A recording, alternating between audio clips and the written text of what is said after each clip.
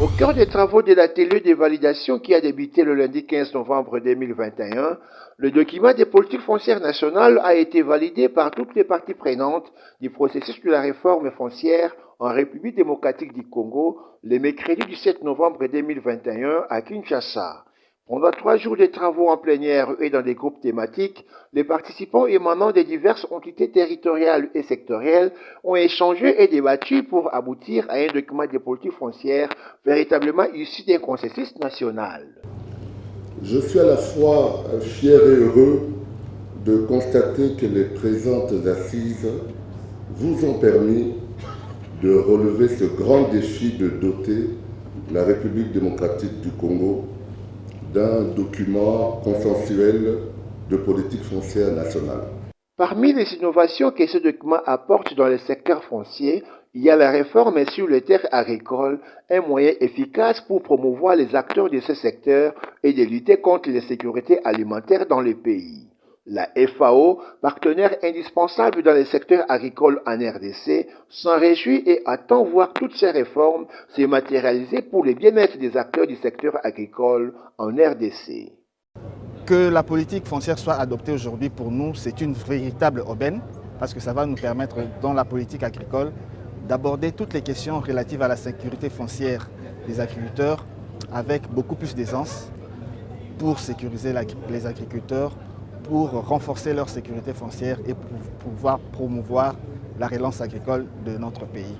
Lors de la cérémonie officielle de clôture de cet atelier, on pouvait noter la présence des représentants de plusieurs partenaires techniques et financiers du gouvernement congolais dans ces processus de la réforme foncière.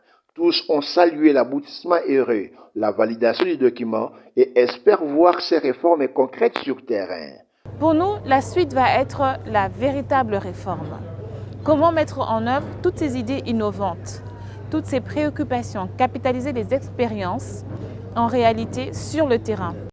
Sur ce, je déclare clos. Tout est bien qui finit bien. C'est dans un ton très solennel que le patron des affaires foncières a déclaré clos l'atelier de validation du document des politiques foncières nationales, s'engageant en tant que gouvernement de la République à poursuivre ces processus en demandant à la CONAREF d'annoncer dans les jours prochains la capitalisation des dernières contributions recueillies à l'occasion de ces 3 jours de travail. C'est depuis mercredi 17 novembre que les travaux de la table ronde sur la vaccination contre la COVID-19 ont débuté à Kinshasa. Lancée par le Premier ministre de la République démocratique du Congo, Jean-Michel Sama Lukonde, cette table ronde vient réitérer l'engagement du gouvernement dans la lutte contre la propagation de la maladie à COVID-19, appuyer les initiatives gouvernementales visant à augmenter le financement des opérations aux fins d'acquisition et à la distribution des vaccins. Face à cette pandémie qui continue à provoquer des victimes et qui impacte négativement l'économie mondiale, le vaccin demeure en effet la grande alternative.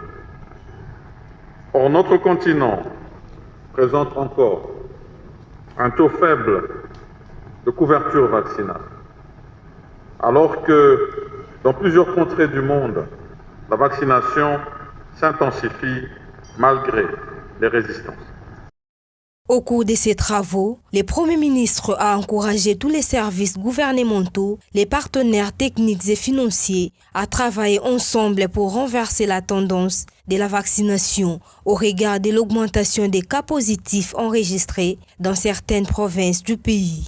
Je tiens à remercier l'équipe technique mixte du programme élargi de la vaccination et le secrétariat technique à la riposte, ainsi que tous les partenaires qui travaillent déjà de concert pour appuyer les efforts du gouvernement dans le cadre de ce plan. Pour sa part, le ministre de la Santé, Dr Jean-Jacques Mbungani, est revenu sur l'importance de cette vaccination puisque le pays est toujours sous l'emprise de cette épidémie. À cette occasion, le gouvernement de la RDC appelle les principaux acteurs politiques, religieux, scientifiques, aux organisations professionnelles et à la société civile de s'approprier les plans d'accélération de la campagne de vaccination du pays. Après lancement mercredi, ces travaux des 2 jours se clôturent jeudi 18 novembre 2021 en présence de toutes les parties prenantes affectées dans la lutte contre la COVID-19. Les délégués présents. Après plus de 14 jours de partage, d'échanges et d'actualité à Glasgow sur le changement climatique, Alfred Ntumba, journaliste environnementaliste et directeur général de l'Environews, est sorti de son silence pour éclairer la lanterne sur les assises de la COP26 qui s'est déroulée dimanche 31 au vendredi 12 novembre 2021. De toutes ces discussions, c'est que ce sont des intentions, comme toujours. Chaque année, ces chefs d'État viennent toujours, ils font les mêmes déclarations, mais en réalité, les choses n'avancent pas. Et ça, on l'a aussi remarqué parce qu'après le passage des chefs d'État, il était question maintenant que les différents techniciens puissent se mettre dans les discussions, puissent réellement commencer les négociations. Parce qu'à la COP26, il s'agit des négociations. Mais je peux vous informer aussi que les négociations ont échoué. Pourquoi ont échoué? Parce que sur les points sur lesquels on attendait voir des vrais engagements, on attendait voir des avancées.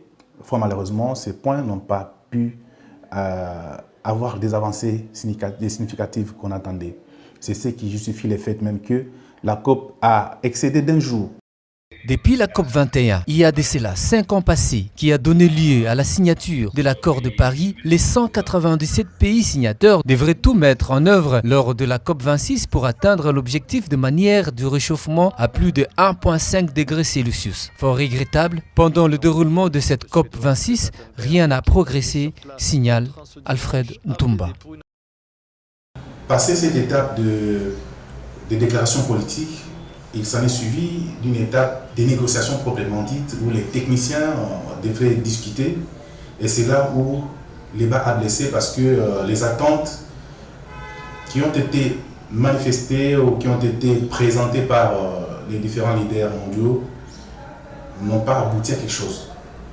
Et cela a fait que les gens aient l'impression que la COP26 a accouché d'une souris. En réalité, oui, parce que les attentes qui étaient là pour les communautés, notamment les pays qui sont les plus touchés par les effets des changements climatiques, ils attendaient plus de l'article 6, mais dont les discussions n'ont pas évolué beaucoup.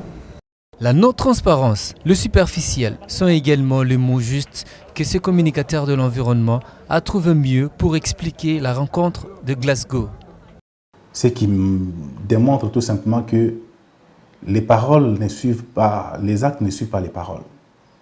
Ça, ce n'est pas seulement pour la COP26, mais c'est aussi depuis 2015, lors de la COP21 à Paris. Donc, je peux tout simplement dire, sans crainte d'être contredit, que la COP26 n'a pas donné une issue qu'on attendait. Ça n'a été que des parlotte comme ça a été toujours le cas avec les autres COP précédentes. Et qu'à ce stade, lors de la COP27 en Égypte, il faudrait encore renégocier, il faudrait encore revoir les questions sur la transparence, les questions sur la redevabilité, les questions sur l'article 6, ainsi de suite. Mais dans l'entretemps, la température ne nous attend pas.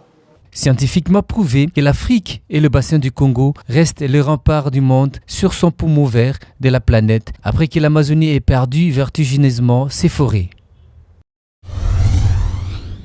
Après l'incident de la nuit du 14 au 15 novembre 2021 au marché de la Liberté, causant des dégâts matériels importants, soit 60% des étalages du pavillon 1 partis en fumée, les chefs de l'État assurent le terrain rassuré de réhabiliter les victimes de cet incendie de leurs droits. Des modifications sensibles vont être mises pour éviter que des incidents de ce genre puissent se répéter. En plus, la sécurité va être renforcée en vue de traquer les incendiaires et malfaiteurs sur cet endroit. Malgré les secours des sapeurs-pompiers, jusque-là, ce fait s'est déclenché dans la partie nord-ouest du marché et aucun suspect n'est soupçonné. En attendant une enquête pouvant élucider les circonstances du dit drame, les services Kinshasa Bopeto va procéder à l'entretien et à la rénovation de ces marchés de liberté.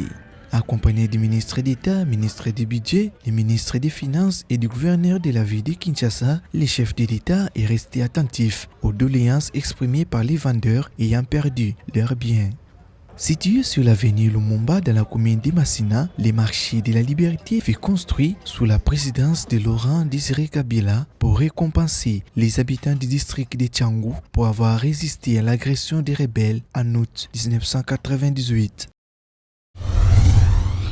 Que devrons-nous savoir du projet planification de l'investissement à moyen terme pour l'adaptation dans des secteurs sensibles aux conditions climatiques en RDC? Depuis lors, la République démocratique du Congo, par son ministère de l'Environnement et du Développement durable et le programme des Nations Unies pour le développement en RDC, avait initié un plan national d'adaptation au changement climatique. Aujourd'hui, comme dans d'autres cieux, le changement climatique affecte plusieurs secteurs de la vie économique et menace la réalisation de projets du développement durable, d'où l'intégration de la question dans la planification du développement est plus que jamais souhaitée. Sur la tribune de la COP26, F. Bazaïba, ministre congolais de l'Environnement, est revenu sur le mécanisme de financement sur le climat en RDC, évoquant spécialement le cas de projets, des efforts du pays et de certains bailleurs. La solution naturelle que nous recherchons, il s'agit du potentiel forestier que nous mettons à la disposition de l'humanité. Tout le monde le sait certainement, je voudrais juste rappeler que le bassin du Congo signifie 268 millions d'hectares de forêts tropicales humides dont l'humanité a besoin pour avoir la capacité nécessaire de séquestrer la pollution, nous appelons les CO2, les gaz à effet de serre et autres. La RDC attend dans le cadre du renforcement des capacités des institutions nationales et provinciales garantir une intégration effective de l'adaptation au changement climatique sensible au genre dans le processus de planification et de budgétisation au niveau national, sectoriel et provincial.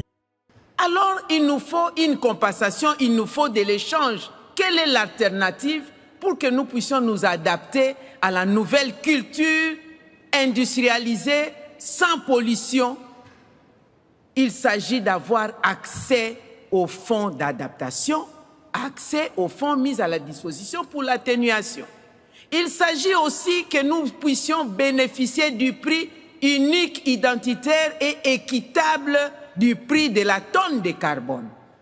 À ce jour, des représentants de diverses parties prenantes ont examiné les changements du contexte et les modalités de renforcement des cadres de la mise en œuvre des démarches du pays. La RDC attend approfondir les cadres de résultats du projet ainsi que son plan de suivi. Entre-temps, plusieurs analyses sont faites pour mesurer les risques socio-environnementaux afin de trouver des solutions durables.